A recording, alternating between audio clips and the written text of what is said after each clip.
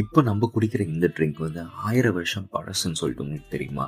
அது என்னன்னு தெரிஞ்சுக்கணுமா? வீடியோவை ஸ்கிப் பண்ணாமல் ஃபுல்லாக பாருங்கள். மெக்சிகோவில் 1000 வருஷத்துக்கு முன்னாடி என்ன பண்ணுறாங்கன்னு சொல்லிட்டு பார்த்தீங்கன்னா, கொக்கோ பீன்ஸை ரோஸ்ட் பண்ணி அதை வந்து ஒரு பவுடர் ஆக்கி ஹாட் வாட்டரில் மிக்ஸ் பண்ணி குடிக்கிறாங்க. அது கூட என்னென்னலாம் ஆட் பண்ணுறாங்கன்னா, நிறைய ஸ்பைசஸ் வந்து அதில் வந்து ஆட் பண்ணி குடிக்கிறாங்க. அதே இன்னும் கொஞ்சம் காரமாகவும் கொஞ்சம் கசப்பாகவும் இருக்கிற மாதிரி இருக்குது அந்த ட்ரிங்க்கு.